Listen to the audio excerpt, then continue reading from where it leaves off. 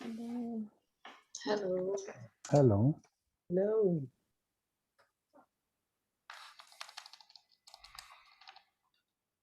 How is everyone? Doing well, thank you. Yes, well, and you? Yeah, I'm okay. Thank you. I'll get my audio sorted out here.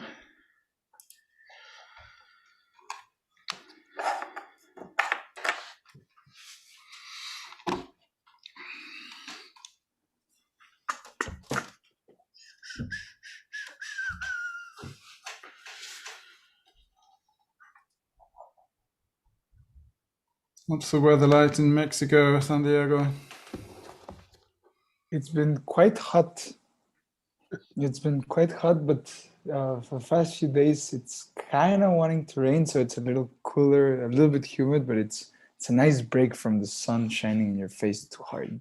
And what does quite hot mean for you? Well, it's still not like summer heat, but it's maybe like 35 degrees around something like that. But it gets up to like high 40, not like mid 40s. It can get up to mid 40s in the summer. Mid-40s. Yeah. Wow. Feel like desert temperatures.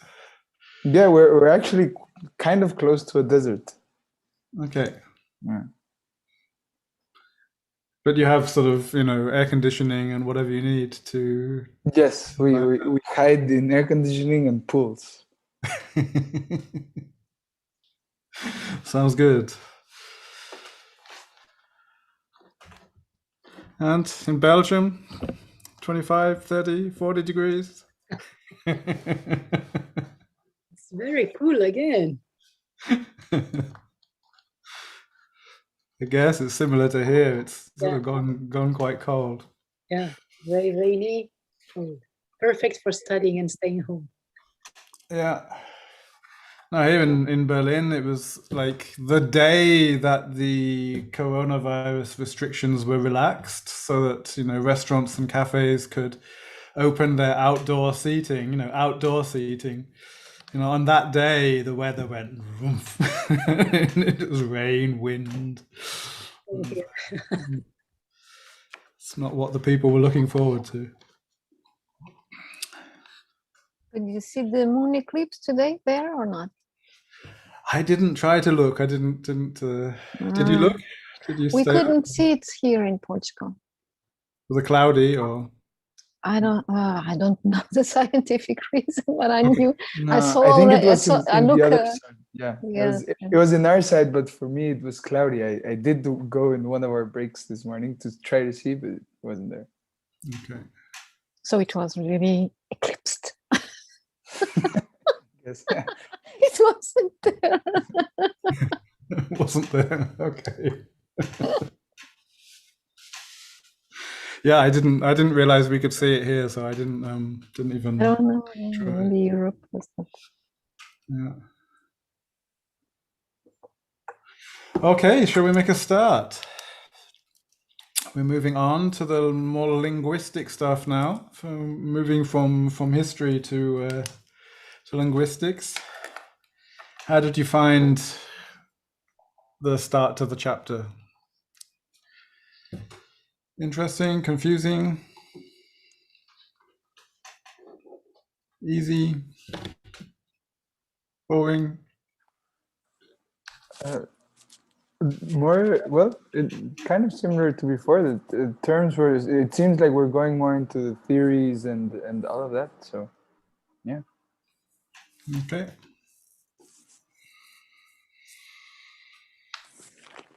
Okay, so let's start with the very famous, and I don't know how to say his name. Is it Saussure? Saussure? How do we say this name? Saussure. Saussure. Are you an expert on Saussure, Drupchen? I had to study, but certain an expert. But I think what is here kind of familiar. Okay, can you summarize for us why we need to know what Saussure said or did or wrote? I think that the what was said about him is his theory about the sign, right? And actually, this reminds me of when I first entered university after coming out of Nepal, of the Shedra, and I felt like, wow, this is quite interesting as a way to see language, because you usually we have this idea that words are like units, like blocks, and then they all together they make a language, and then they're kind of standing on their own. They don't change, and when they change, then it's like from all over again. Then we're not happy about that because we want that language remains pure. And then his take on it was completely different. He was saying, well, actually words are made of many things, and words are changing. Words are not these blocks of meaning, the words that we usually think of. And what he was saying is that they're made of three things. So the first thing is obviously the sound. And like it was written there, what is the characteristics of this sound is that it's completely arbitrary. It could be completely differently, and that would not change the fact that it works still normally as a sign, as a word. Then the second thing is the idea of what this is meant to convey. And the third is third is the outer extra linguistic reference. So to take the cheese, then we have the cheese that we can take in our hands, which is extra linguistical. I don't know, maybe something like that. Then we have the idea that comes to our mind when we think about cheese, when I hear the noun cheese. And then we have the sound, the actual sound that make up cheese. So these three things together make the word, a sign. Okay, thank you. I'm going to share a picture I found. It's coincidentally, it's in French. So let me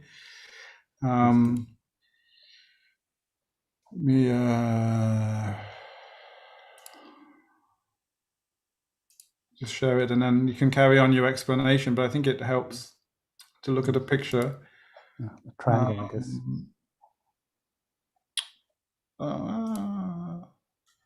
Let me just get it. Where are we? Yeah. Ah, yes. Okay. Yeah, it's kind of. Yeah. So let me make that a bit bigger. Yes. Yeah. So you have the object, the real tree in the out world, on the left, which is called the reference. The reference, yes, the reference. Yeah, I can't remember whether we say referent or reference in English for that one. Yeah. Ah, yes, yeah, maybe referent. I think referent. Yeah.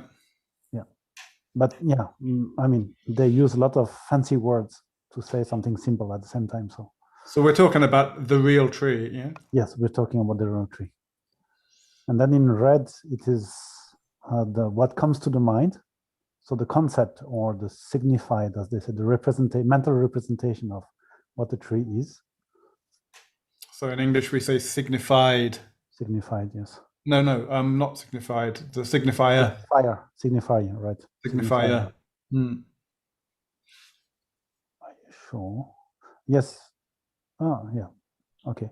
Signifier, and then there's the sound, which is these strange letters down there. It's supposed to be some sort of phonetics, yeah. Yeah, it's the phonetic pronunciation of arbre.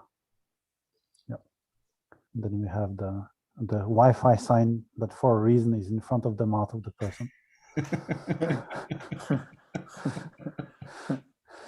Okay. Yes, and then the last thing that we didn't go through is the link between these three things. So obviously, the real tree is linked with the sound in the heads of people. And then the sound is also linked with the idea, because we can talk about a tree without having a tree under our eyes. And then we can think about the tree, which is why there is a link between the actual object, the actual tree, and just the thought, the signifier. And so the way that we are using the sign is by moving from the object until the sound, going through the mental representation. So we never go directly between when we communicate, when we use language, we don't use the link between the object and the sound directly. We go through the meaning. And that is important because what translation does, and since we are talking about the linguistic theories about translation, linguistic theories are going to help with defining what is the meaning, what are units of the meaning. And then it is those units of meaning in the heads of people, in the meaning that is going to be translated from one language to the other. So that would be going from the sound here to the image, finding something that looks slightly similar to that. Let's say in Japanese, it will have more kind of moving branches, the Japanese representation, and then I'm going to the Japanese word. Or what is also very nice and kind of interesting to see is the representation of a bird or a fruit. Usually for French, the fruit that comes is an apple. And the bird that comes is moineau. This very small, that makes a noise that is very agreeable. But then in different countries, since you don't have the same realities, or apples are rare, or you don't have the same birds, then a different concept comes up. Different idea, different features of what a bird should be, or what a fruit should be. And so this, the translation is going from the sound to the idea, finding something that looks similar on the level of the meaning, of semantics, and then getting back to the equivalent word. Yeah. Okay, thank you. It sounds a very useful explanation. We just, in the book, it picks up on the distinction between parole and langue. Yes, yeah. Parole is the use of language. Parole means speech, actually. And so it is the language in that it is used as a means of communication. And language as a whole is the capacity of communicating.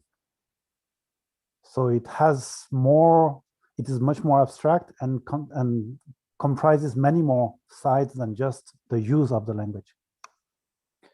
Okay, so there's a wider language which I may not use all of that, or I may use that in a different way to the way you use it, but it exists outside both of us, that sort of thing. Yes, exactly. Yeah. So that's the langue. Langue, yes, yeah. Langue. Yeah. And actually this langue, it's interesting because it is nothing, it's not that like it's an entity that is outside of the users community, the community of users, but it's simply kind of the common part. Let's say if I have my French language is that big, and then another French person like that, most of it will overlap, but there will be some places where there is no overlap. And so if you take the whole community of speakers and then you see what overlaps between everyone, then that is langue, the system of the langue, of the language itself. So it is not that it is a system that is outside of the minds of people. It's just the common part between all the speakers. Okay. Yeah. So it's something that cannot exist on its own. Very Buddhist. Yes. Very interdependent.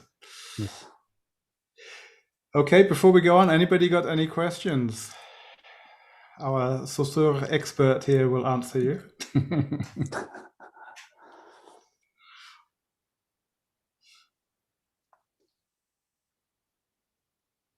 I think one of the interesting things also briefly referred to is, and if you look at the diagram, you'll see that the signifier, in French, the signifiant, there's a drawing and a word. So the sign or the signifier can doesn't have to be a word. When we, especially as translators of written language, we get trapped by words, but linguists in general often also get trapped by written words. what I find interesting in this presentation of language is first of all that there are, you know, there's a recognition of the other signs, and secondly that it hinges here. The whole diagram hinges on parole. It hinges on the spoken language. So, in contrast to some other, you know, my impression of Chomsky, for example, was very much that he starts with written language, and his theories all seem to be based on written language. I mean, we can dispute that, but that was my impression when I was learning it. And when I was learning this, I was like, okay, this is somehow based on spoken language as the fundamental, you know, and that's interesting when we consider ourselves as translators, when we're looking for the meaning, when we're thinking about you know, the correctness of the language we're using or the suitability of the language we're using is sort of, are we getting trapped in the written language, or are we getting trapped in the spoken language, or can we get back to the signs, you know, these different aspects. Yeah, that's very interesting. And if I may say something about the reason why there's a word there in the signifier, it is because in the overlapping part of the language for all speakers of the same language, a tree has a specific meaning. So each person has his own specific side of what the tree means, which is the kind of the superposition of all the contexts in which one person has encountered or seen or heard or read about the tree. So each of these kind of make layers, and all together create the idiosyncratic or each person's understanding of what a tree is. And then if you superpose all of these, the same thing for all of the speakers of French language, then you have some part which is common, and that part actually ends up in the dictionary. That is the concept of a tree. That is the definition in the dictionary of what is a tree, of the word tree. And this is why we have here the word, the letters A-R-B-R-E on the small drawing. Mm-hmm.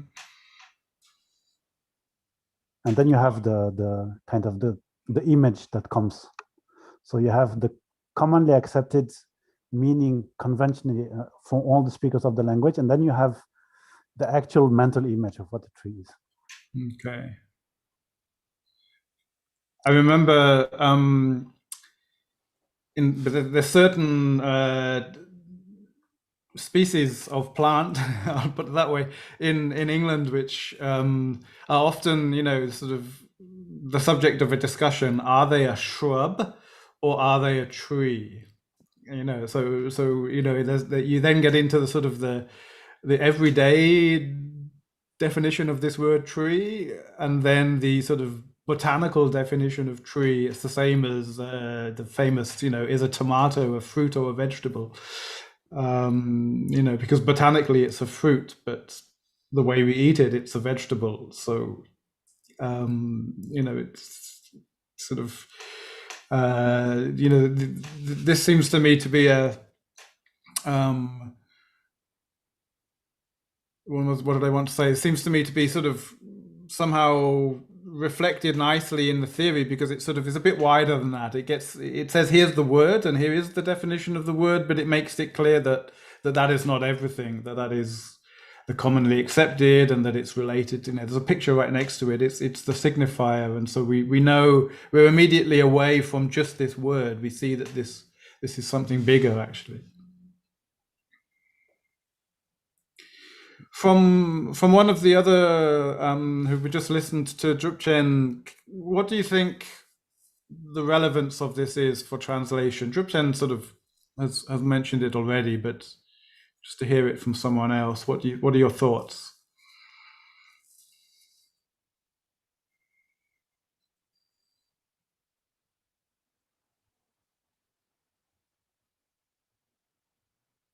Someone?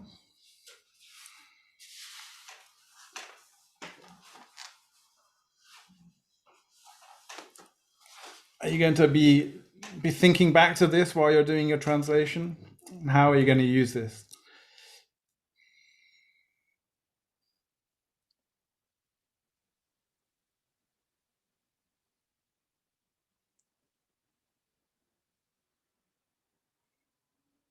Katarina, what are you gonna? You're gonna make use of this at all?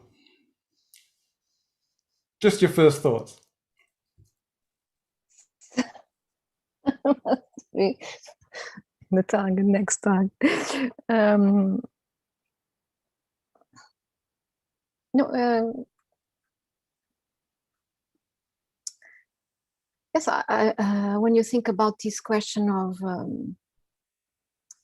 thinking that when we approach language, there are things which make us all human beings, and the way we relate to the world and how we communicate with each other in a certain way creates it has lots of similarities, right? And throughout times, I mean, we all share things, like, for instance, when you look at the sun and you create metaphors around the sun. I mean, we are not so different, but then in the ways that we express it, we are different. But then we have also very specific differences which correspond to our own particular kinds of ways of seeing the world and relating according to the place that where we are, etc., etc., etc. And that makes language a relative way of interpreting things, right? Of communicating and creating systems of symbolism and etc., representation and etc. So yes, I mean, in translation we have to deal with all these with all these complexities. I mean, the example that is given here, the cheese, is one of them, right? Cultures might not have cheese, but then many cultures have cheese, but different cheeses, and how we are going to translate and approach this. Yeah, it's always a challenge. Yeah. For instance, when I go abroad, when I'm not still vegan, and I like not, although it should be a very nice thing to be. But when I think about our Portuguese fresh cheese, which is so different from the French fresh cheese, and in some other countries you don't have them at all. But then, yeah, so that's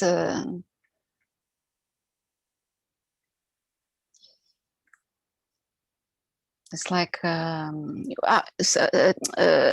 was spoken here in this chapter that a certain where was it, the fact that you have to use a kind of substituting messages, right, to meet these differences, to deal with these differences, right? And then it would be a question of degree and adequacy. So these are two concepts, or these are two parameters or parameters. I don't know how do you parameters? Yeah. That we have talked in different ways, like to which degree do we change, right? To which, how are we going to be apply adequacy? So it's not the question, as Jacobsen apparently states, is that it's not that languages don't have the potentiality or the capacity to translate the messages. Is that you have to find ways to do it, right? So it's not so much that you are incapable of understanding something that your culture doesn't have and another culture has. You're not unable to how do you say, to understand it and to process it and to find a way to express it in your own language. You have that capacity. Or language, Jacobsen says, language has that capacity. Or when we are translating, we will have that capacity. So it's a question of acting upon it. So it's not that the fact that your language is restricted in some ways because you don't have certain concepts or because you don't have certain objects, you're not able to find a way to express it. I don't know. Maybe I'm more complicated than what the book is complicated in expressing what in the book was said in 3 or 4 lines. No worries. I mean, this is, what we're trying to explore. We're trying to explore. The book is actually very compact in places. It only has 3 or 4 lines, and it sort of expects you somehow to know what all of this represents. So it's good to expand upon it, even if we run the risk of making it a little bit confusing at times, but that's simply because our minds work in different ways, which is what Katarina has just explained. We all work in different ways. We understand things in different ways. So, so a risk we run in our sessions. But I was struck, Katarina, when you were talking by sort of an analogy to the world of art. I think you know much more about this than I do. But how somehow we have to understand language much more like we understand art, that people will look at it and experience it in different ways. Yeah, I mean, it won't always exactly mean what it says in the dictionary to everyone who reads it.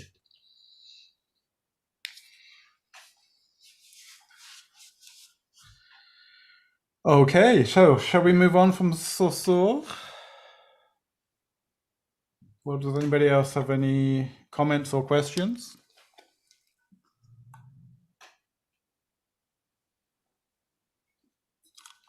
Okay, let me stop sharing that for a moment. So we've sort of touched on this because we've been talking about how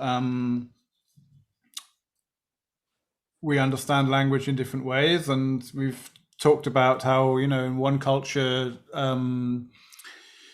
cheese will mean something nice, soft and fluffy and fresh, and in another culture like Tibet, it will mean something sort of hard and dry that you can take with you on a mountain expedition for 6 months, and it's still edible at the end, or chewable or suckable or whatever.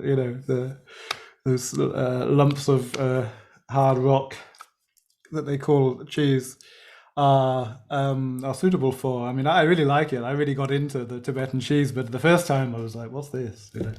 Anyway, we're getting into that. We've touched on that, so we're touching on this concept, which is then also mentioned in the book, of linguistic relativity, or famously, perhaps slightly incorrectly referred to as the Sapir-Whorf hypothesis, that language, your language determines the way you think. Who would like to explain that to me, what that might mean?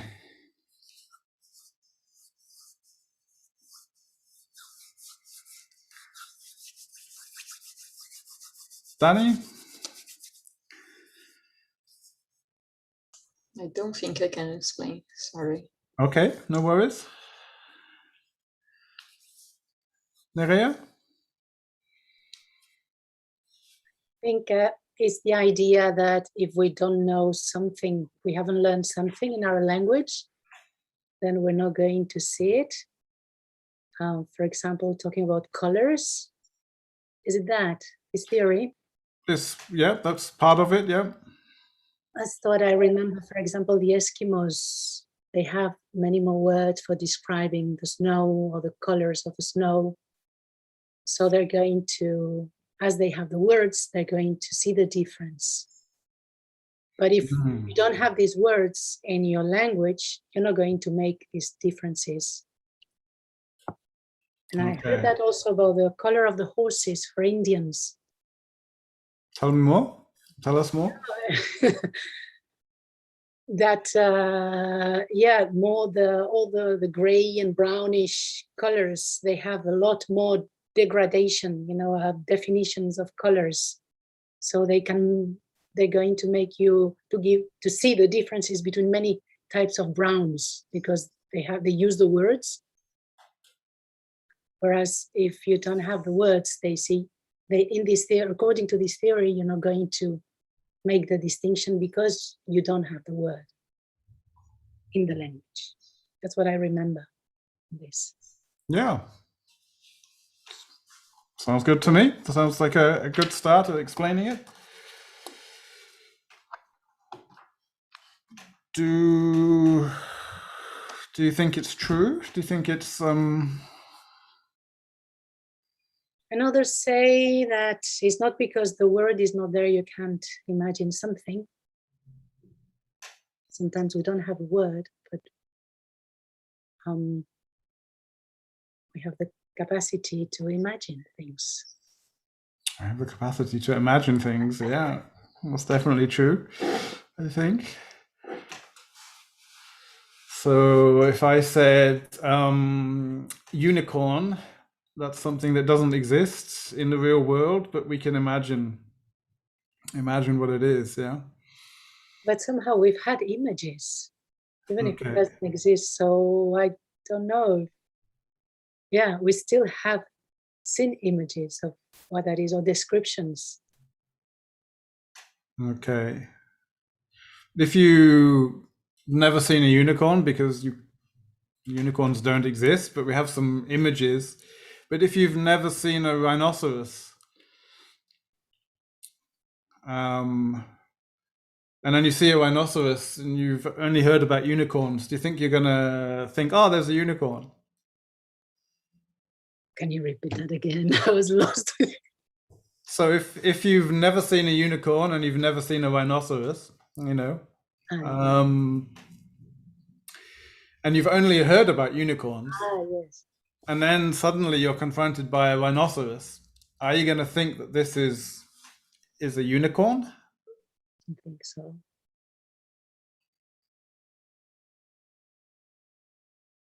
And if you've never heard of a unicorn and you've never heard of a rhinoceros, you're living in 15th century England, perhaps, and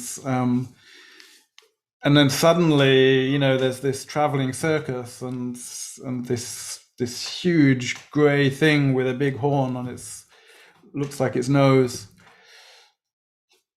What are you going to think? What mental tools do you have to understand what you're seeing? I don't know, monster, an animal, exotic from another country, makes me think what the Indians or the Aztecas thought when the white people arrived in America. What did they think? Watch out, Santiago's listening. Yeah, I don't remember exactly, but I remember that there was how is it called, a prophecy. I've heard this story that how did they call them? I don't remember well. I have to find. I have read it not long ago. That there was a prophecy, so because there is an image, an idea of who was supposed to come. Were the gods. So I was thinking about the same thing when he started talking. I was exactly thinking about that. Yes, I think that because they had this idea of the gods as being white or very with yellow things, and then the white people arrive with their skin very white, they interpret them as being gods, right? It was the prophecy was of the god was called Quetzalcoatl. Yes. And it was supposed to be like he was like a snake god or something like that, but it didn't really fit completely well with what the prophecy said. But the biggest things was when they saw them come out of the boats with horses, they thought it was a single entity. Yeah, they thought it was like the man and the horse were a single being. That they could kind of dismount and all that. So they said it must be Quetzalcoatl. And that's why they invited them in and they made them feasts and all of that at the beginning. Okay. I was reading something interesting. I was listening to a podcast recently. I'll have to send it after the session. I don't have it at hand. But I was listening to a podcast from a scholar who translates from the Nahuatl language. Nahuatl. Nahuatl. And so she translates some of these old sources, and she has something interesting to say on that very Really? thing. Yeah, I'll find it afterwards. I don't have it. And that'd be interesting. Yeah. I think it's an example, if I remember correctly from what she said on the podcast, it's an example of something which, you know, we have to be careful of, and this is, you know, a very good example of what we're getting into now with this theory of linguistic relativity. It might not be exactly a good example for it because it's more of a cultural thing, but we're in that sort of territory where we start to project upon the other people on the basis of insufficient information. Yeah, so we have a sort of an insufficient understanding of the Aztec prophecy or their reaction. We have an insufficient understanding to talk to them about their reaction, and therefore we interpret their reaction sort of, you know, as well as we can, but it's not quite accurate. And the same goes if we start to, you know, if we start to think that, oh, you know, the Chinese language, it doesn't have tenses for its verbs, you know. And if we start to then think, oh, that means that the Chinese don't think in time, you know, the Chinese are much more philosophical and they, you know, they don't chop everything up into time the same way we do, then we would be wrong because we're basing that on only one sort of, you know, an insufficient piece of information. If we project some wild theory, I don't know what it could be, upon the Eskimos, you know, and sort of, you know, think they have 27 words for describing snow. They must have some great, you know, mental capacity that we don't have because we don't have these 27 words. You know, then we're in dangerous territory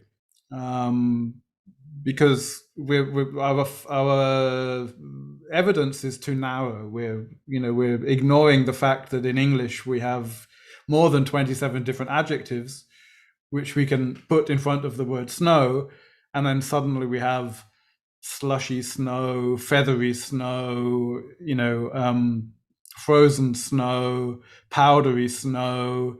We have all these different types of snow. We just don't have 27 different nouns to describe all of this. So our mental, you know, cognitive capacities are just the same as the Eskimos, perhaps. You know, again, we can't draw that conclusion fully because we would have to do some sort of cognitive experiment on whether people can distinguish between different types of snow, you know, to no matter how the language they use, you know, we would have to discover a way of, you know, and this is also one of the things which, you know, comes into a lot of science, you know, I mean, a lot of science, a lot of psychology, cognitive science experiments, you have to sort of check how they are determining the results, because if you're trying to devise an experiment that, you know, is this person capable of distinguishing between these two types of snow?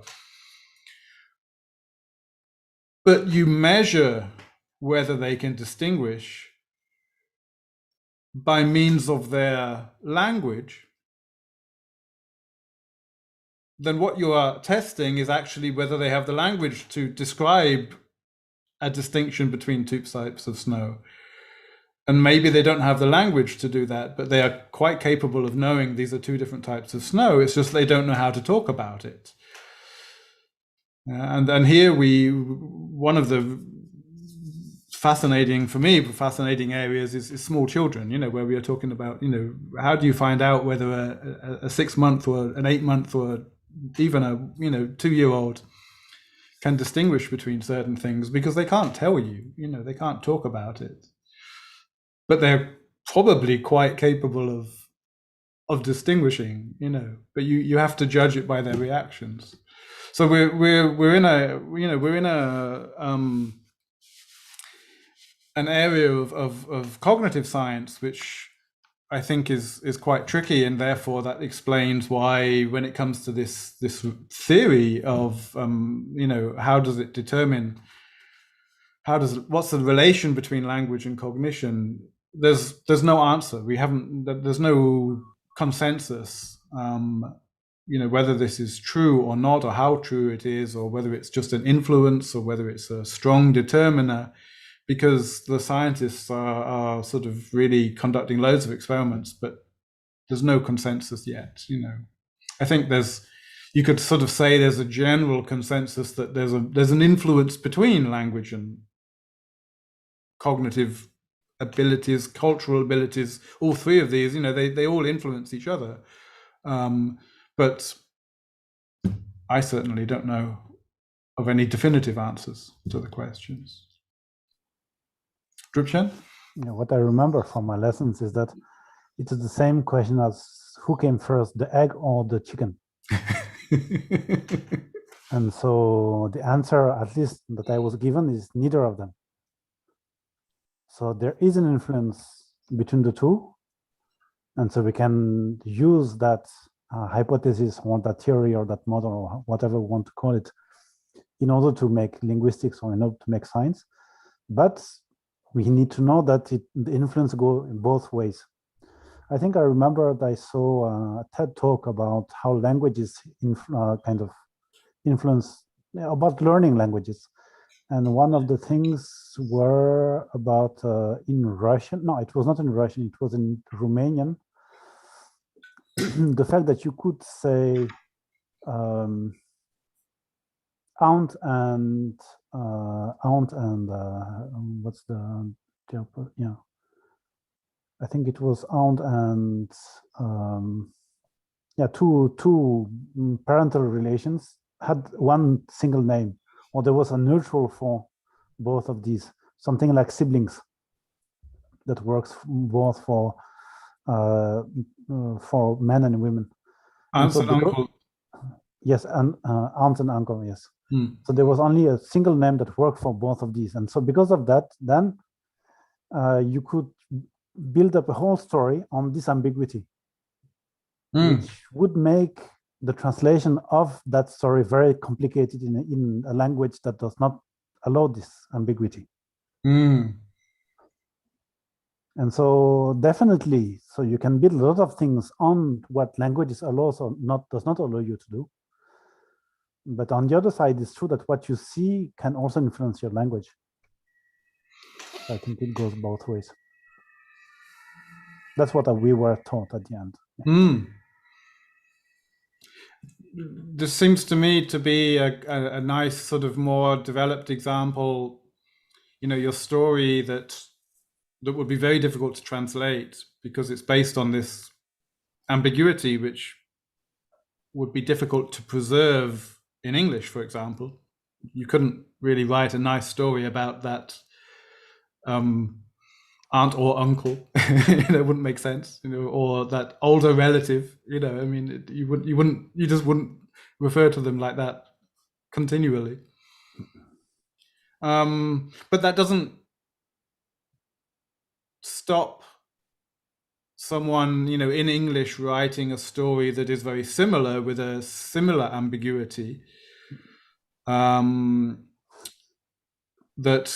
could be preserved. It just couldn't be that aunt uncle, it would have to be something else, a grandparent. But even then, maybe it would be a bit strange to never refer to their gender.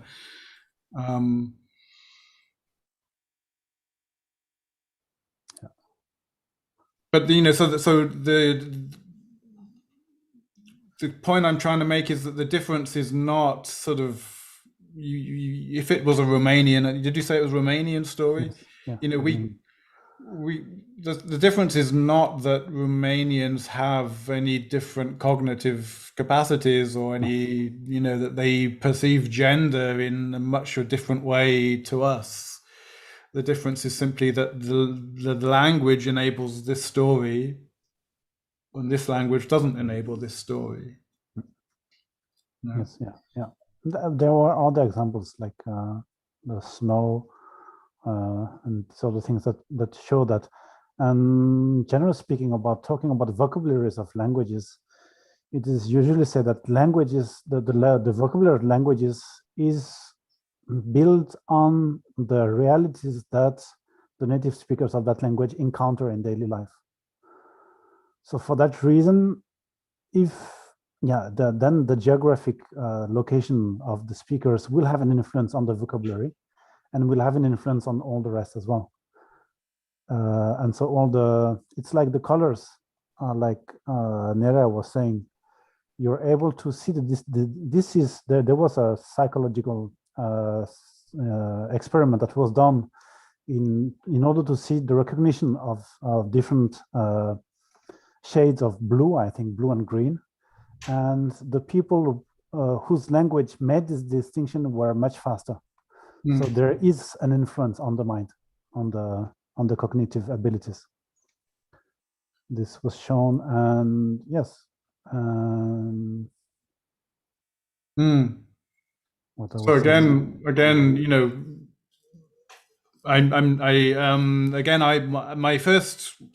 the first thing, you know, if you gave me that study, the first thing that I would look for was how did they tell? You know, how did they determine, the experimenter, whether or not the person was distinguishing between green and blue?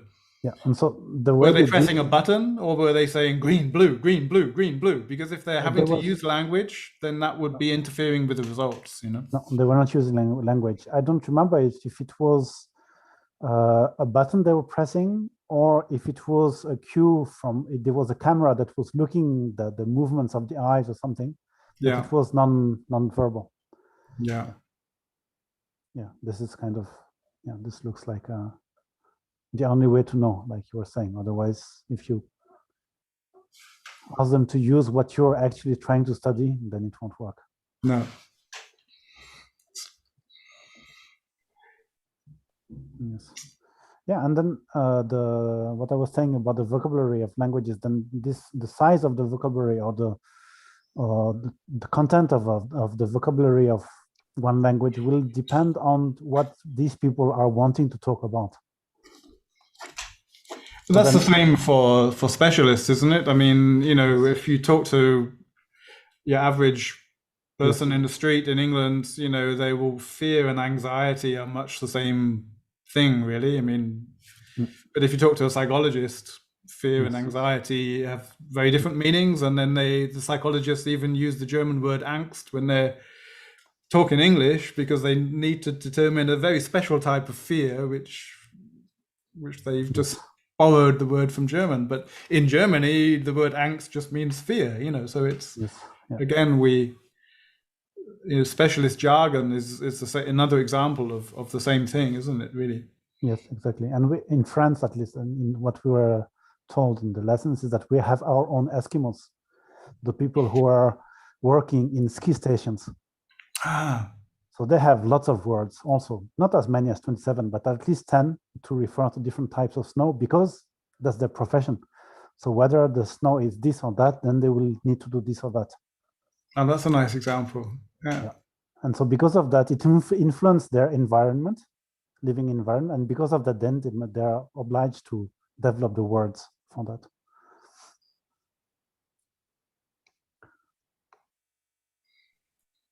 So if we're translating a spy novel, I'm just thinking of some James Bond film where he was up in the ski resorts, you know, with a machine gun skiing down the slopes. So if we're translating some novel where one of the characters is a French Eskimo, you know, is a snow station worker, then they might be using these words, yeah. Yes. Yeah. And as a matter of fact, they will not only have adjectives in order to refer to different types of snow, but nouns. Yeah. Such like poudreuse or these other things that we kind of, as soon as a French person hears that it's tagged ski stuff. Okay. Yeah. And, you know, you might even have a problem translating that into English because we don't really have mountains here. I mean, we Yes. don't. I think there's one ski resort in Scotland somewhere that's open, you know, not every year because it's not every year there's enough snow there. So I don't know, but so we might not even have the words, you know. I was just remembering, I once here in the group referred to a poem I was reading, because we are reading half an hour before the sessions. And I have a book here with the poems from all over the world, from centuries and centuries. And it was this poem of a Eskimo poem. And it was a kind of dream, which was actually a nightmare. And because they are in their culture and I have these little igloos, the nightmare was that the igloo would fly. And I was laughing and finding it very human. The igloo, right? Do you say igloo? Yeah. Mm-hmm. The house, the you know, house what was they live in. flying. So Yeah, this was the terrible nightmare, because of course the igloo is so small and it can fly with a big tempest, something like that. But when we the translator, of course, they kept it was literal in that sense. So he kept the igloo flying, the image of the igloo flying. But again, I mean, it's something that, as you were talking about, this fear, it's a fear that belongs to the Eskimo culture because they live in igloo. You wouldn't put, if you couldn't apply or translate into your own language like a big mansion flying, or it wouldn't be your most terrible fear of all that your big mansion or the big skyscraper, skyscraper. Mm-hmm. A skyscraper would fly very easily, right? No. So this is a good example how really even an image, right? This is an image of something, right? It's not a word, but it is a specific cultural concept that is acting here. Yeah. So I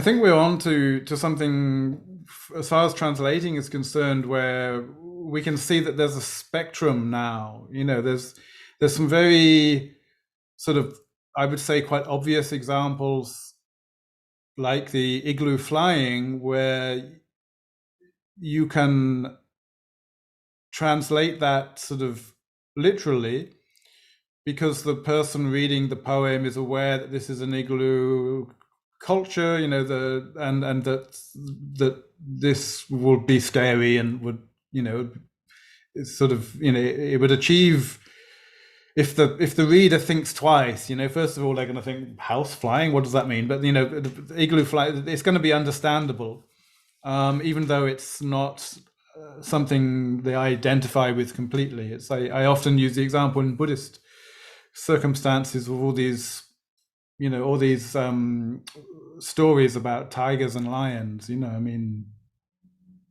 for me, a tiger and a lion is something cuddly. You know, it's a, sort of a cuddly animal, because I've only ever experienced, you know, sort of like stuffed cuddly toys. You know, tigers and lions. I've never stood in front of a tiger that's going to eat me.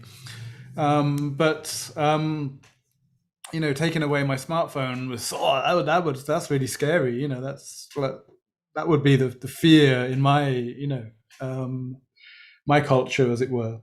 But that's sort of one end where things, you know, we had the Harry Potter example with the steak and kidney pie, where we had this debate about sort of having to understand how the original reader is going to understand that and how to translate it. You know, depends what type of translation we're doing. Right down to the other end, where we've got sort of words that don't exist, you know, so you've got this noun for a type of snow, which we can actually quite easily translate with an adjective, you know, so we can take this noun and we can translate it as powdery snow, you know, I mean, it's not really a problem for us. So So we don't have to worry like some, our language doesn't have this word because we just put 2 words and it's done. But somewhere, along that spectrum, we've got all sorts of things where there are words which we do have in our language, but don't have the same meaning for us, like tree. So tree in a general form in one culture is going to have connotations of shade and green, and in another culture it's going to have different connotations. So we have to be aware of quite simple words, cheese. We have to be aware of what that might mean. And then the more problematic sort of concepts of where we've identified the sort of the cognitive level, things like this, where we're going to have to think about, in this circumstance, is this genuinely reflecting a difference? Is this a specialist who works in a ski station, so this word reflects part of their everyday life, something which they really do quickly see that other people don't see? So like firemen, firefighters will have lots of words as well for things which they're trained to see, and they see them very quickly, which we don't see, or we see but we don't recognize as being a problem. So it's all sorts of things along this spectrum. So without having to make a sort of a distinct, polar opposites. This is easy to translate. This is difficult to translate. We've got a spectrum of things going on here. Should we take a 10-minute break and then come back and get more into the linguistic things, that exercise you did for homework? Okay. See you guys in 10.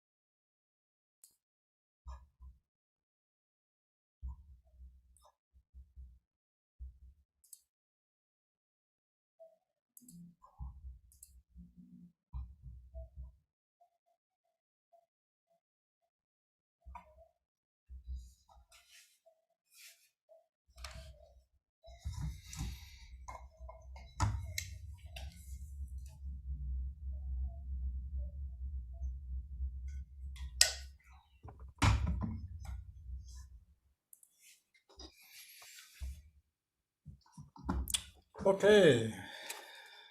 I gave you the task 3.1 as homework to look at examples from your language of things that this difference between something that's built into the language that it has to convey and something that it might convey, or in another language it can convey. And we've touched on that already.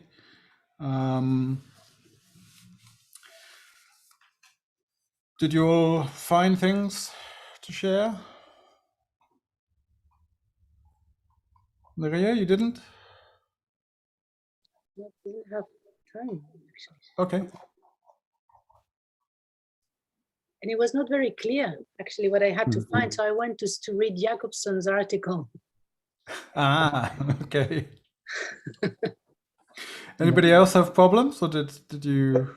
On that exercise, I didn't understand the thing about your languages. I just thought generally what a language must do and what it can do.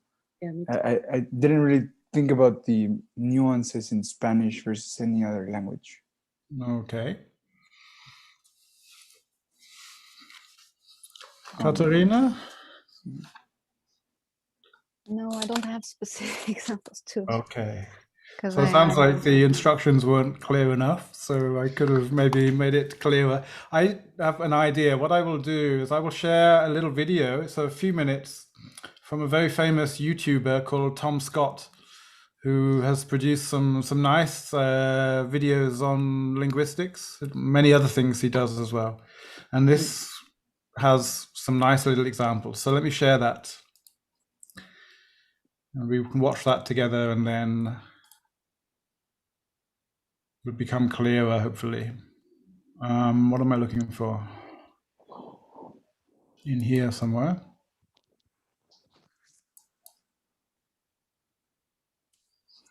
Yeah, you can see that now, can you? Mhm. So make that full screen and play. Most monolingual speakers think that other languages are basically just their language with different words in a slightly different order and maybe a different way of writing. Turns out, though, that there are lots of interesting features in other languages, some of which English could really benefit from having. I'm going to talk about 4 of them. Number 1, time independence. If you want to describe an activity in English, you have to say when it happened or when it will happen. You have to. That's how verbs conjugate. There is no way in English to describe the concept of a person and dancing, but not to mention anything about time. Chinese, on the other hand, verbs don't conjugate. In most cases, the meaning is obvious from context. I don't want to imply that Chinese doesn't have a tense system. It does. It's just not a requirement. It's not baked into every single sentence by default. Side note, tenses aren't as simple as past, present and future, and there are some lovely subtle tenses in other languages. More on that in a later video. Anyway, if you want to write poetry with a more vague sense of time, Chinese is one of the languages to choose. Number 2, clusivity. The word we is confusing. Imagine going up to someone and saying, "Hey, we've just won the lottery!" There are 2 possible meanings there. Number 1, we refers to the speaker and the listener. We've just won the lottery! Brilliant! Number 2, we refers to the speaker and the speaker's friends, but not the listener. We've just won the lottery, but you haven't. In languages with clusivity, there are different words for we, depending on whether you're including the listener or not.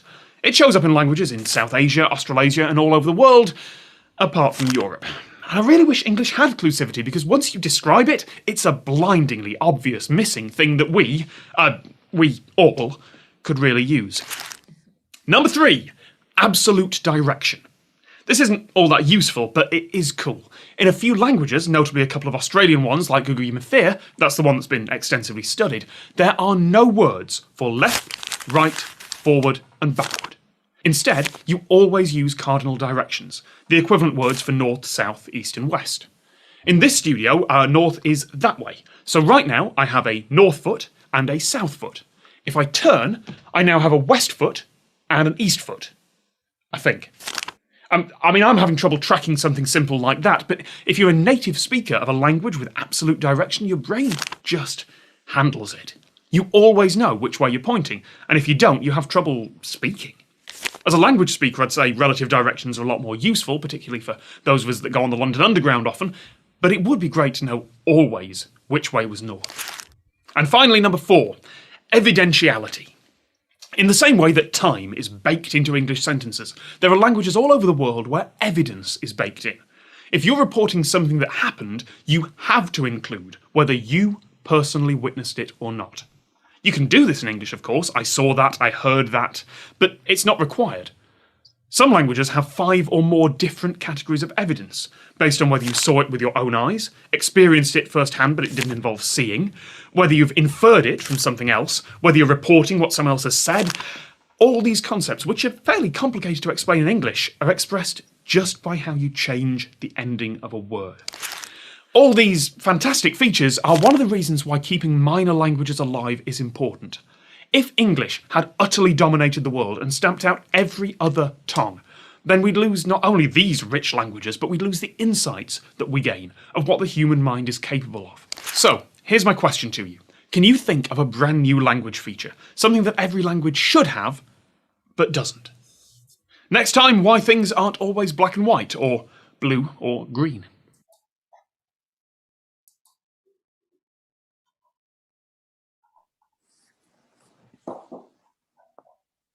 That was nice. It reminded me of the like conjugating in Tibetan with duk or ye or yere, all of those.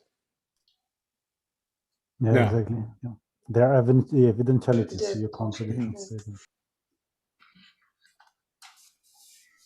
I think it's, suddenly nice to realize that it's not just Tibetan. There's other languages that do this as well. So,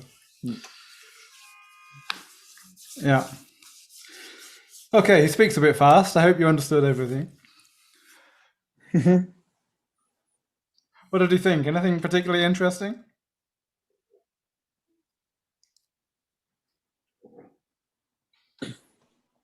No, yeah, of course. It's like it's showing how, like, I don't know, but if you grow up just with a certain language, you don't think about those things until you start learning these nuances of other languages, and you're like, oh, well, that would be cool. Like that would be cool. Or why couldn't we do that? Or things like that.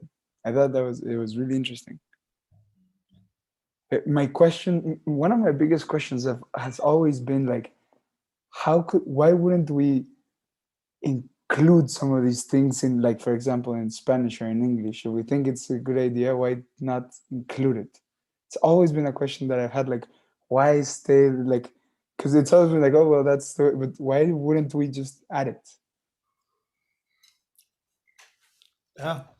Who makes the decision? There's one linguistic law that is valid for everything, and it's called the law of the least effort. So basically laziness. So as long as you can be understood without saying something, doing something, making a distinction, making an effort, then you won't do it. Mm.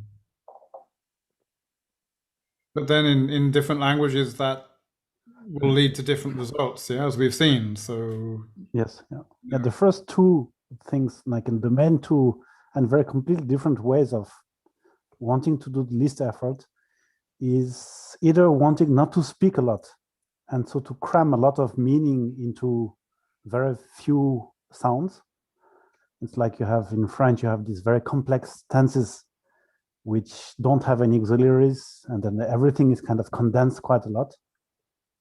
So it's kind of saying, okay, I don't want to spend a lot of time making effort moving my mouth.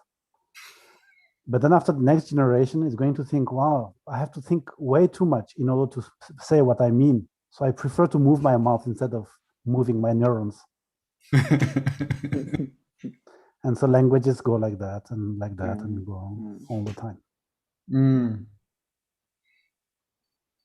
Yeah, there's sort of the modern generation in German, they seem to think it's a big effort to write the capital letters on the nouns. Oh. to me, or to think about it. I don't know. Maybe to think about whether there needs to be a capital letter on the noun or not.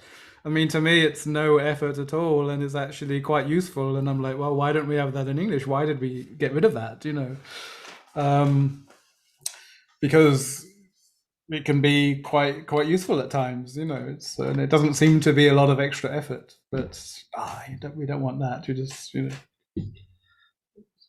It's happening quite a bit in Spanish, at least with accents.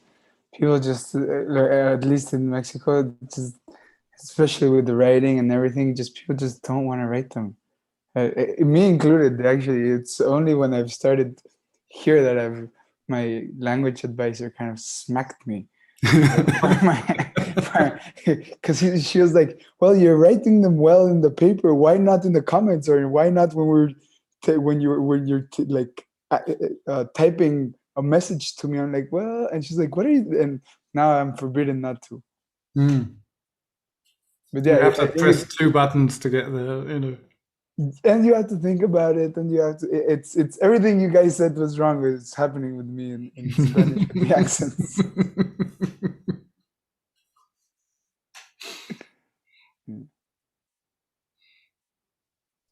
And you're lucky you only have one accent. We have 3 of them in French. Of course. That's true. That's true. But in Portuguese, it's also simplifying the accents and all that. And what happened in the Lusophonous, we call Lusophonous, right, Dani? I don't know, Lusophonous, yeah? There was an agreement done some years ago. No, it was not a full agreement. It was a negotiation between African Lusophonous countries and Brazil, and in order to make things more homogeneous. In the end, what happened was in the case of Portugal, some changes were, how do you say? We were obliged to apply them, even though it was not so natural for us.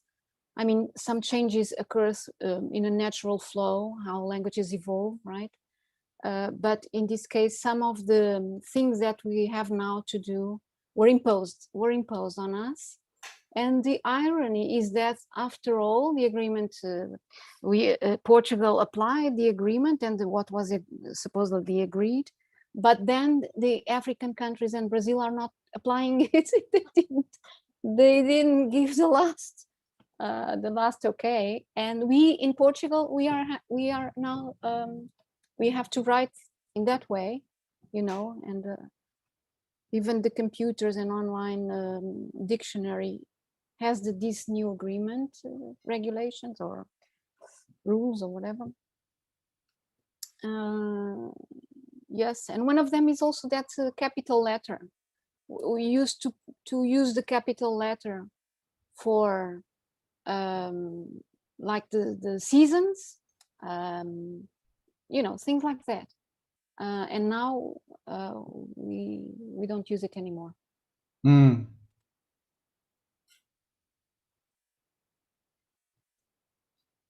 So we're starting to get onto some of the features which the exercise was designed to, wanted us to think of, really. Something like the capital letters on nouns will vary from one language to another.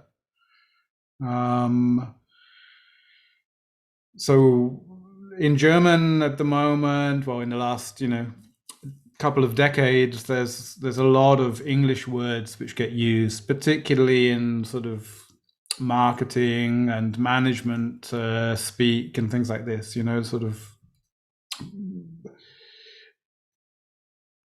lots of corporate design. Corporate design is just the English words are used, even though there's perfectly good German words which could be used, but they don't. They talk about the corporate design, they use the English words. But because corporate design is a noun, that has to be written with a capital C and a capital D. And so quite often when I'm translating sort of, PowerPoints with just bullet points, just slides with bullet points, there'll just be like nouns, keywords, and there'll be sort of all these English, corporate design font marketing manager. And so my task as a translator is simply to take away the capital letters, because in English we don't use a capital letter for corporate design just like that, and then to find all these little words like von, because who did it, and change that to a by. And the most difficult one, of course, is und, because that's the word for and, but the u and the a on the screen, sometimes I don't notice whether because it's all in English, so I just look at it and see and instead of und. And then I have to sort of think, marketing manager, is that a title? Does that have to be written in English with a capital letters, or is it small letters? Because it's just the manager would be a small letter. So, it makes my job quite difficult at times. But that's sort of, as a tale from my everyday life as a working translator, but it's not particularly salient. There's not a lot of translation issues there, but there are when we come down to things like the pronouns in French. The ça, son, just which can mean his or her. Yeah, it can mean both, and it changes according to the noun. I have to think of a word I actually know in French where I know the gender. But what's livre? His book, is it son livre? Yes. Yeah. Yeah. So because livre is masculine, it's son, but it could be a book belonging to a man or a woman. We don't know from that sentence. But if I translate that into English, I have to know. Their book. Whose book is it? So I have to go beyond that sentence and find, who are we talking about? It's like, and it's not always easy, so but it's usually, in the sentence before or the sentence after. So, that's quite easy to find. I heard a tale of I had a quick search for it before this session and I couldn't find it. So it might just be sort of one of those translator's tales. It might not be true. But I heard the tale that there was a Japanese or a person translating, I think it was a play by Ibsen from Denmark, translating it into Japanese. It could have been Korean. I can't remember the details of this tale, this anecdote. But in Danish, I think, as far as I know, they don't really have this polite you, impolite you distinction in most, in a general. I mean, in Germany, it's still quite strict with the du and sie, like in French with the tu and the vous. But I think in Denmark, they've more or less, it's not very common. But in Japanese, when you have, 12 different types of you, or there's so many different levels of how to address someone. So how do you think the translator solved that problem of how these characters should address each other in the play? He had to translate all these people talking to each other and they were all addressing each other, so he had to figure out which form of you or how they, which form of the verb that they were going to be using, because they would, like in Tibetan with the honorifics. How did he decide? I think it was a he. I think he must make research on the background of each person, the level of hierarchy about each person, and then imagine the relations that people can have between each other, if they knew or not. Sounds like a lot of trouble. Yeah, that's exactly what I heard he had to do. He had to basically just sit down and draw like a social map. Oh, wow. Of the village and which character was who, what role were they, and Yeah. And he had to actually, I think, as far as I remember from the anecdote, there was not all of the information was in the play. I mean, there was not enough for, it might be that you had the profession of someone, but you might not have had their rank in that profession or something like this, So he had to sort of, at times, he had to sort of just guess and make an educated guess, and then refer to this when he was writing the text. You know, sort of refer to this social map.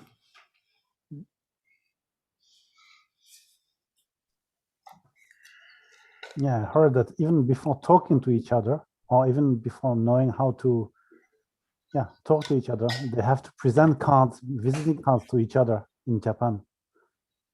Because if they are total strangers, they don't even know how to address to each other. Mm. Oh, really? Yes.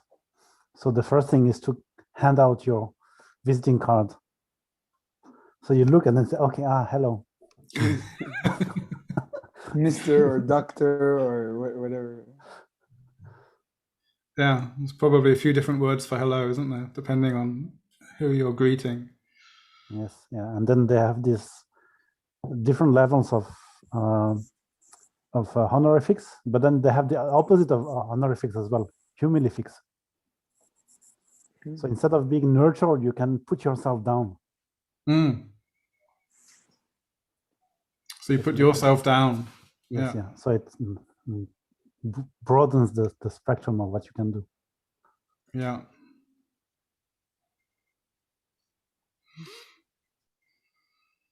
So now we've talked about a few specific things like the tenses or the capital letters or the honorifics. Have you got some examples from the languages you speak where you think that might be relevant? Yes, I remembered one. Augmentative and diminutive. I think it's the same for Spanish. Every substantive can have three forms: the normal, the decreased, and increased. For example, pretty in English should be bonito for men or bonita for woman. But then you can say bonitinha, bonitinho, which is decreased, and bonitão, bonitona, which is increased. So every word has these several forms. I know that the English speakers really hate this because you have to know they are not regular. You have to know the increased, the decreased, and with the gender, because it's different. For example, it's bonitão for man, bonitona for woman. So yeah, and you can use this for every word, and it depends on the context. But for example, if you say that someone is bonitinha, you are saying that it's not that pretty. But if you say someone is lindinha, linda and bonita would mean almost the same. But if you say is lindinha, you mean that's pretty cute. So, so it's a very crazy the way we use these forms. Okay. Mm. Yeah. I just very put similar, it in Spanish, Spanish. yeah, like guapo, like guapa, guapísima or guapilla. It's the same, at least in Mexican Spanish. Mm-hmm. I haven't thought of that. Yeah. Yeah. So I mean, you could, on a simple level, you would probably find some correspondences in English with some modifiers, some adverbial modifiers. You know, very, pretty, quite. But the cultural, the usage of these, you know, as you were saying, you know, when does it really, you know, when is it a diminutive but still a compliment, or still, you know, and when does it diminutive actually make it almost turn into an insult? Or wow, yeah, that's challenging, definitely. Yes, if you say, for example, is intelligent would be intelligent. If you say inteligentão, it is kind of an insult. You are calling the person dumb. Oh, inteligentão. It's kind of it's increased, but it's just a joke. Yeah. Okay. Yeah, it'd be like you saying it with a smirk, right? Yes, like, yes, exactly like that. Yeah, intelligentão. You should never use it in a serious and normal way. To me, it's very smart. Never. It's very tricky. Yeah. Things,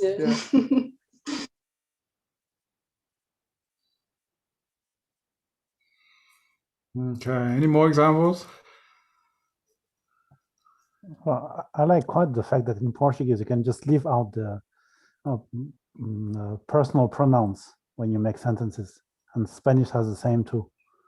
Whereas in French, you're obliged to put a grammatical subject. Even when there is no one, like for example, instead say it snows, there's no agent, but you're grammatically forced to put a subject. Mm.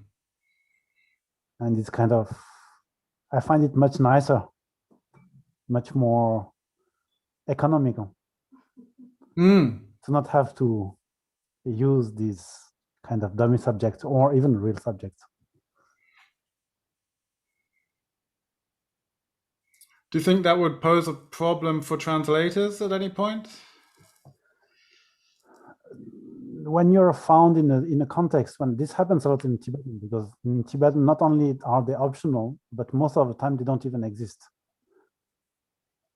And one of the big challenges for translators is translating stories of people, and then you don't have any pronoun at all. So you don't know who is doing what. And so if you lack the pronouns, you don't know who is being referenced. Mm. So then you can have you have to make a whole research, to find who is doing it. Okay, yeah. I remember, I tried to learn Italian for a few months just at the beginning, and I found this as well. It was really nice. You could just, because all the verb forms were unique, you could leave out the pronoun, so you didn't, in English, you can do it with like I am, you could leave the I because only an I can become before the am. But with are, we are, you are, they are, so you can't leave that, but I found it nice. But in Tibetan, you have no agreement generally either, so it's difficult, isn't it? You can't. Yeah. Can't.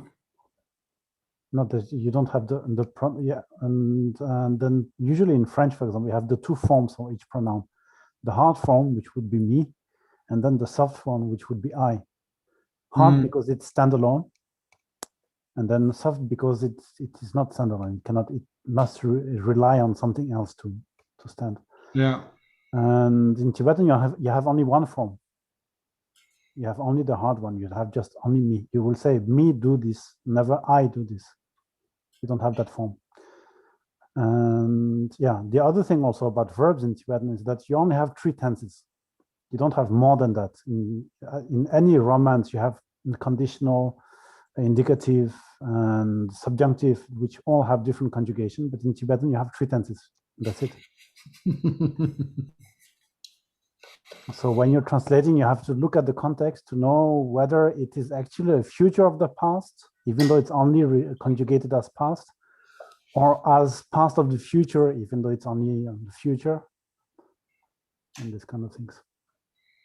So yeah, it makes, generally speaking, stories of people very difficult to translate. Yeah. And yeah, still about pronouns. African languages do not have 6 pronouns like we have. They have 20 different categories, Really? which will have each of them their own conjugation.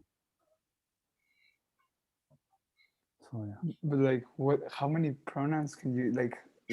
How many things can you put? Like, so let's say you want to put as the subjects the eyes. So they're in pair and they are part of your body. So they go into one category and they have their own conjugation.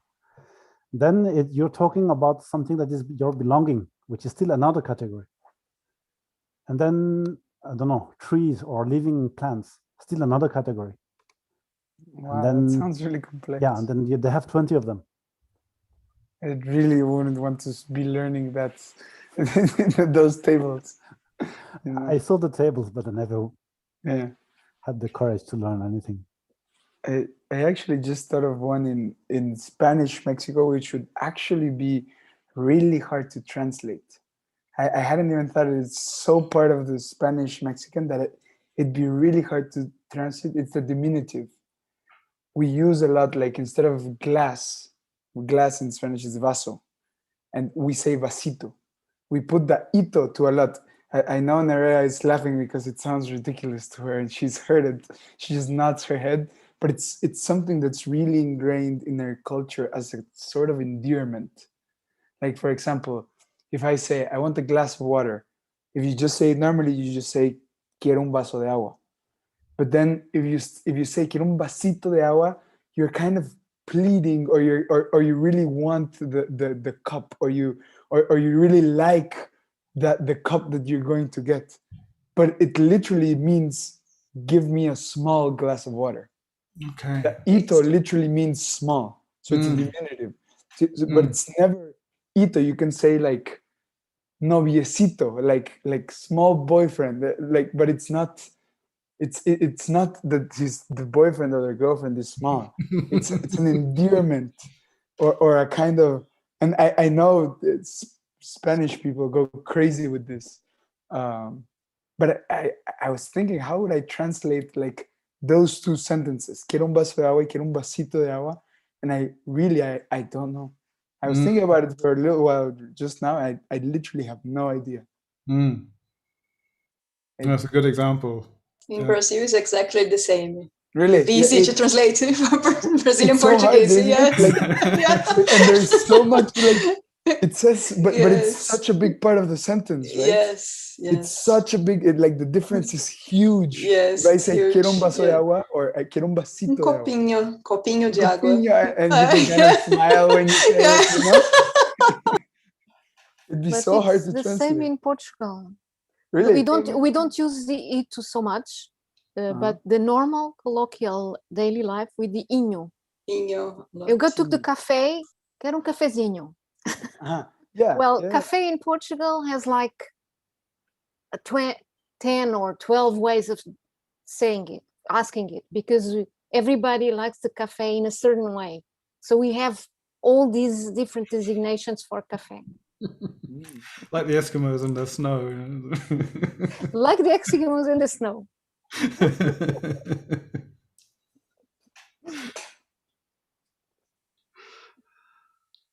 Yeah.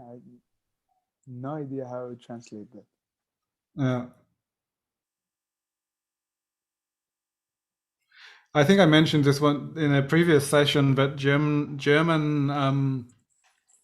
you can turn an adjective into a noun quite easily. So I think the example I used before was with two pens. You know, if I had a blue pen and a black pen, and you wanted, you know, you said to me, Craig, give me a pen, then I could ask you which one, the blue or the black. And it's just, in English, you can't do that. You have to say the blue one or the black one. But that, in that simple example of just like, you know, that's not particularly a problem to translate, but it has, you know, especially when you're dealing with sort of more abstract concepts that aren't, you know, that aren't easily translated in English with the one, you know, the red one. You know, if it was some other sort of adjective in use in German, you can quite easily just talk about this, you know, as a noun, when in English it's an adjective, and so you can't sort of do these things with it that you can do with a noun. So you have to find a, you know, like the redness or something like this. You have to put a ness on the end, which also works for some cases, but then again, it doesn't work for other cases. So that's an example that came to mind.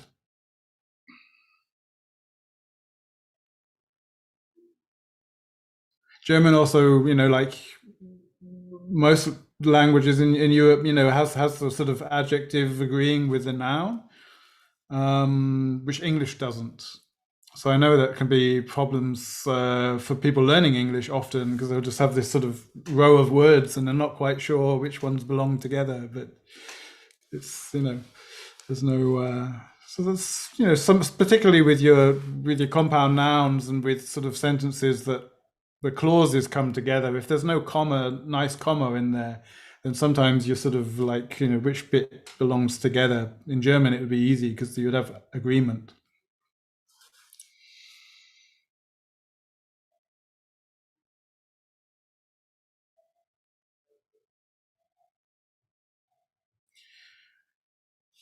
In Tibetan, I think we've already mentioned the evidentiality. That was one reason I thought that video would be quite suitable, because it's nice to see it coming up. Can you think of anything else you've met in Tibetan so far, which Dripchen hasn't already mentioned? He's told us already a lot with the tenses and the leaving out the subject of the agent.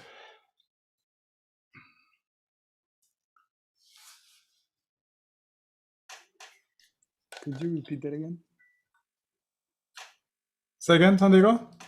Could you repeat that again, please? Yeah, is there anything in Tibetan that you've met already where you, along these lines, you know, of the way the sentences are built, the way the language works, that you've thought that will give you problems as a translator?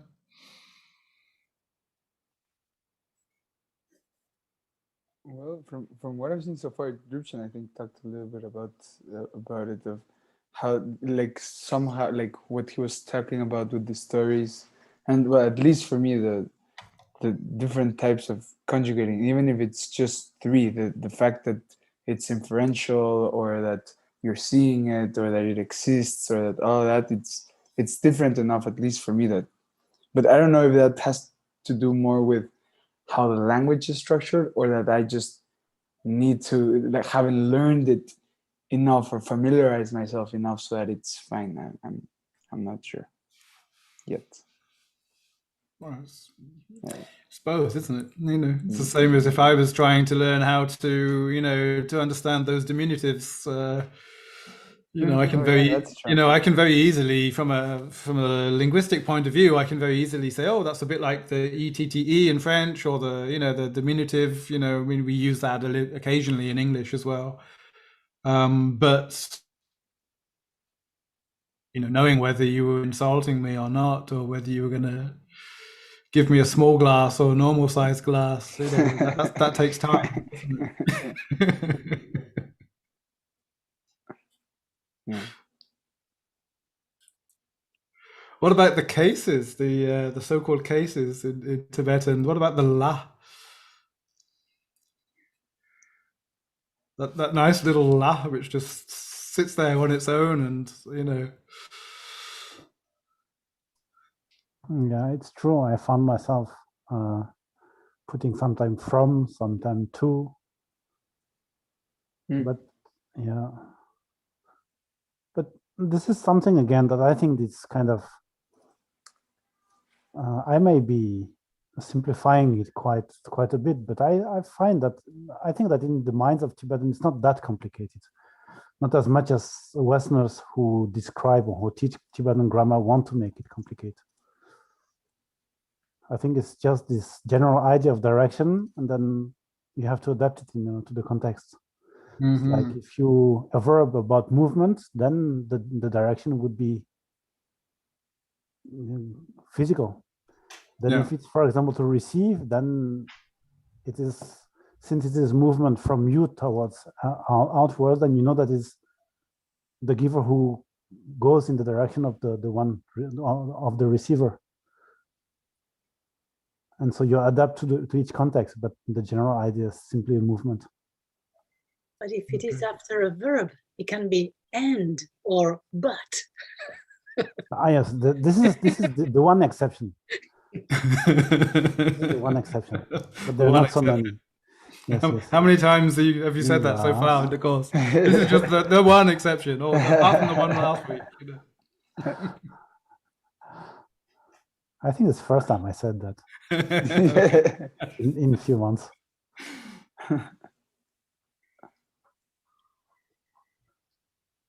Yeah, I was reading some of the more sort of linguistic explanations of Tibetan grammar at the beginning, and you know, there was like the nice sort of 8 cases from Sanskrit, and then they just combined them into Tibetan, and there's only 4 or 5 left at the end, and you're like, that's helpful.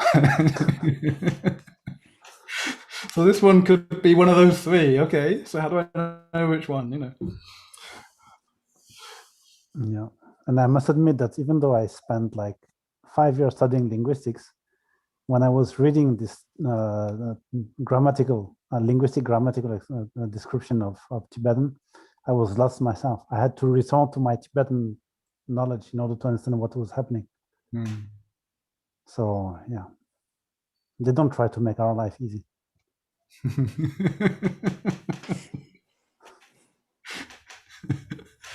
It reminds me of, you know, working as an English teacher, and I went into the, you know, this was quite early in my time in Germany, and I went into one of the biggest bookshops, most famous bookshops in Berlin.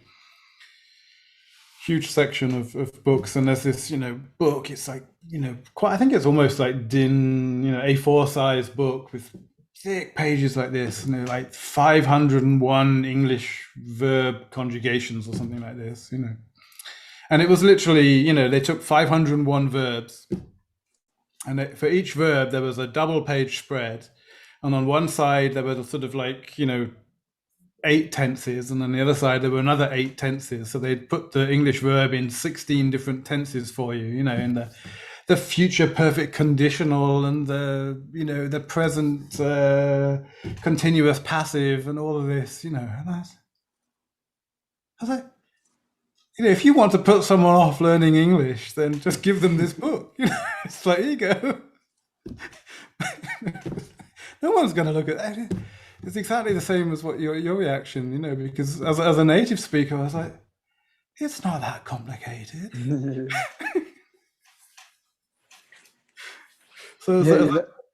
Sorry, just as a quick thing, when I was when my language advisor wanted me to look at tenses again, she told me, don't look at them in Spanish.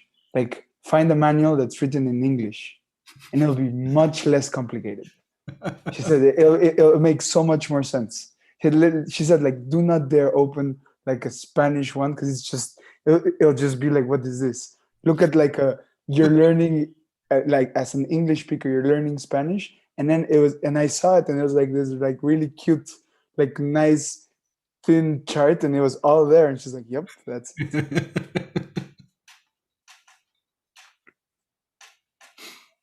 And on top of it, there's 2 nomenclatures, right? 2 ways of naming the tenses in Spanish, I think. Yeah. Well, I think there's. I'm not sure. I think there's even more than 2. We're still. Okay. We're still, yeah.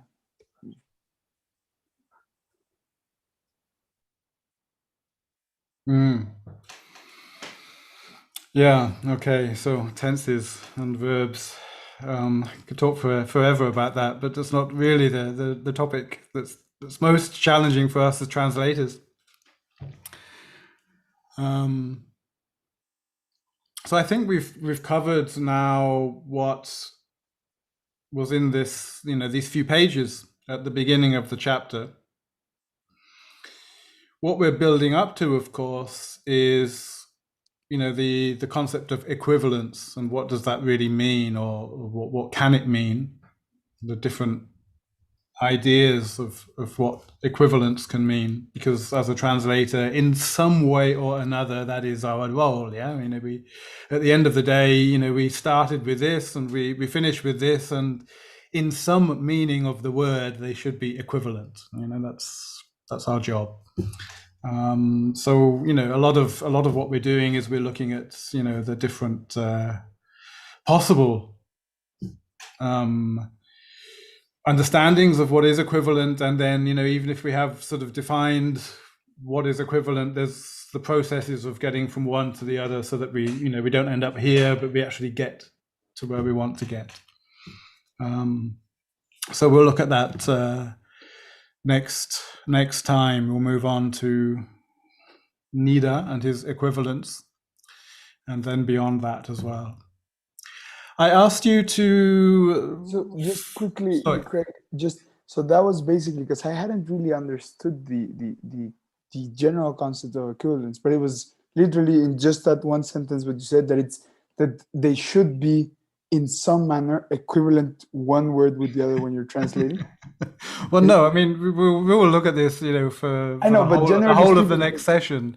But generally speaking, like in a nutshell, like, because I had trouble even understanding what they were referring to.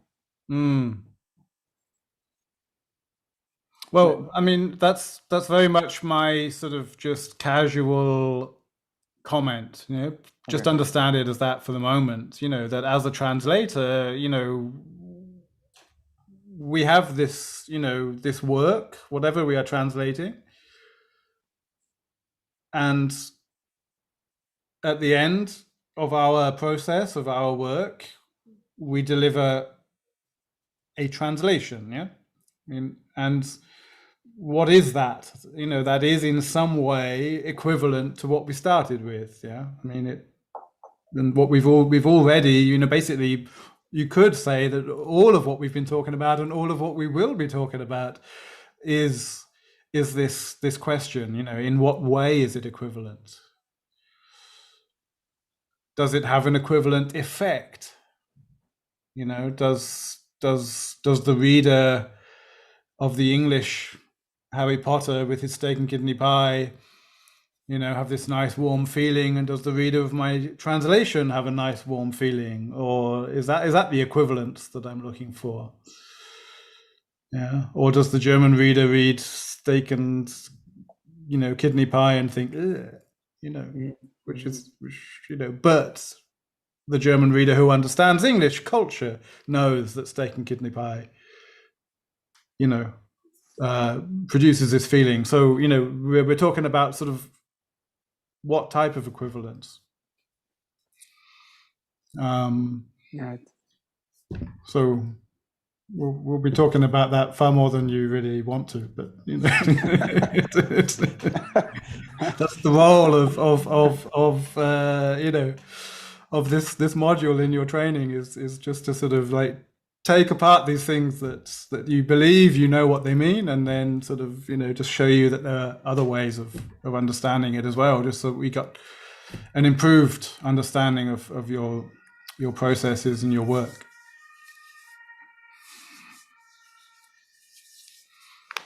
So yeah, in order to do that, we will be, at different stages, different sessions in the future with different chapters of the book, we will be, needing to compare translations and originals, or compare different translations of the same thing, because we'll be looking for things that are good examples, bad examples, things we might do differently, finding examples of this equivalence or that equivalence or whatever. We were looking to compare translations. So I asked you to find some resources that we can use in the future. Did you find things? What did you find? What have we got?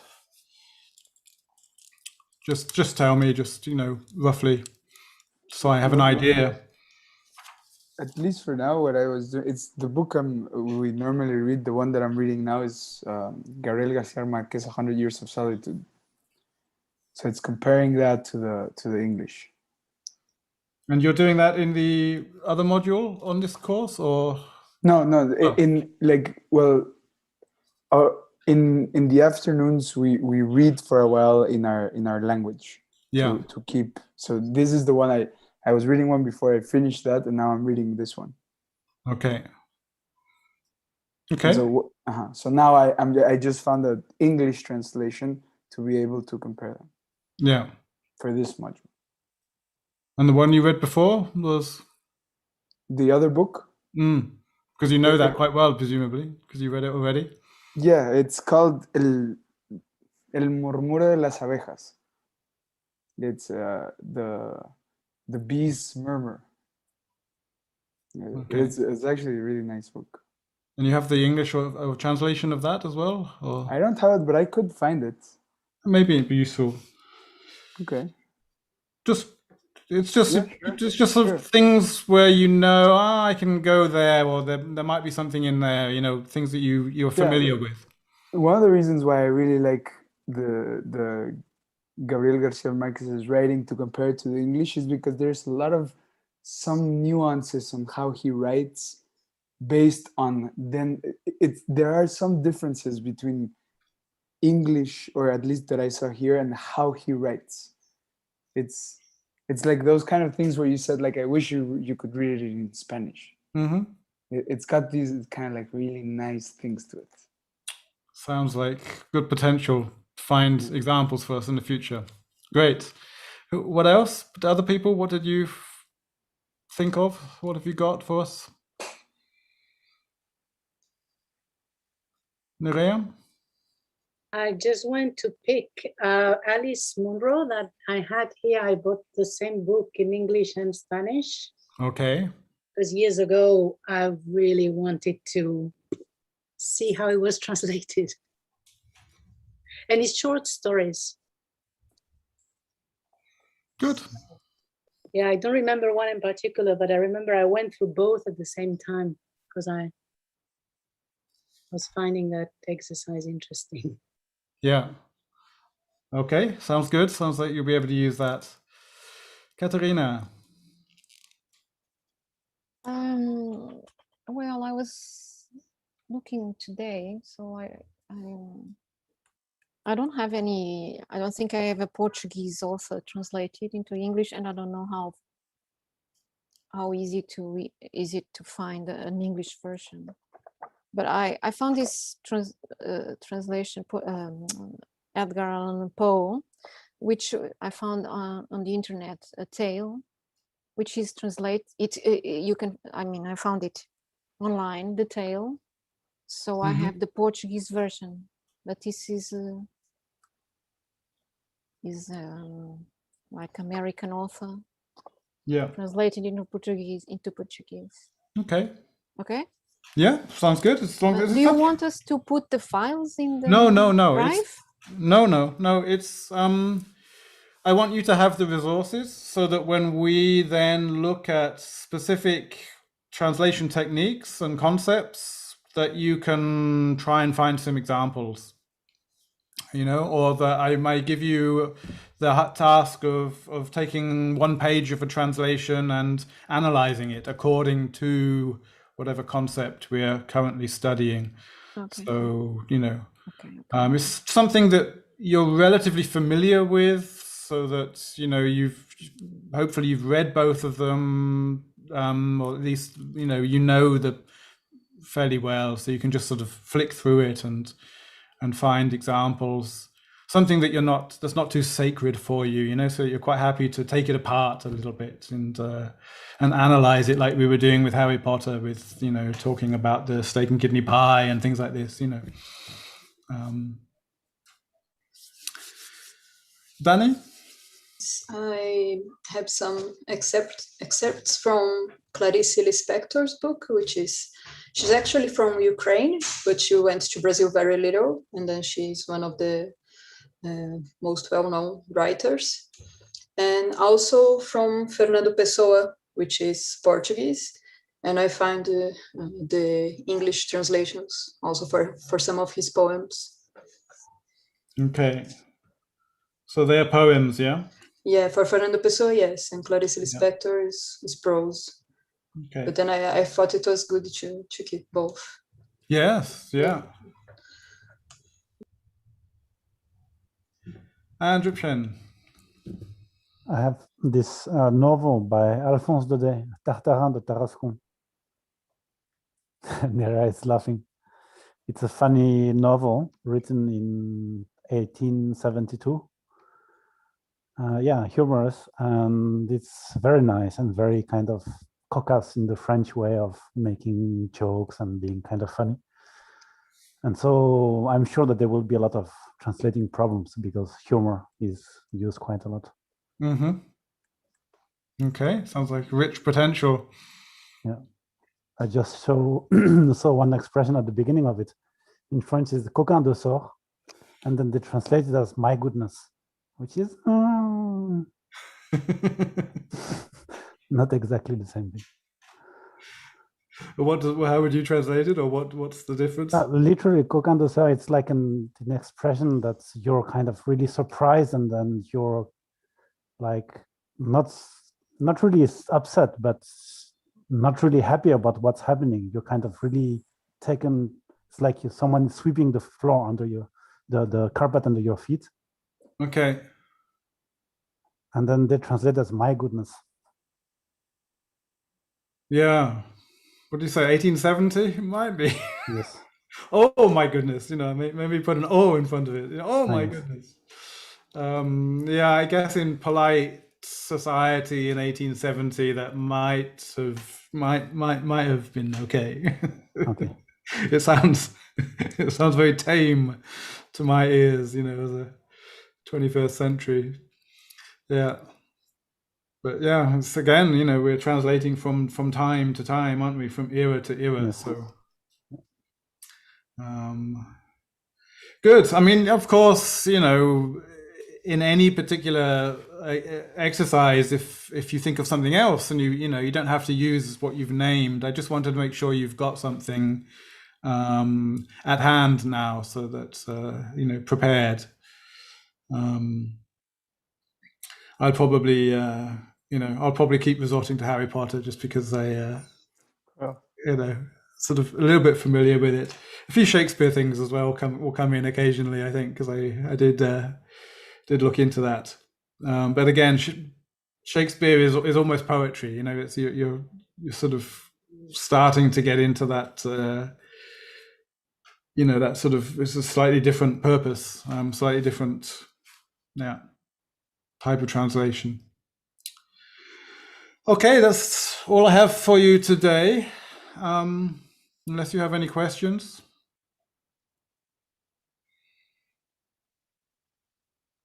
Okay, no comments, no.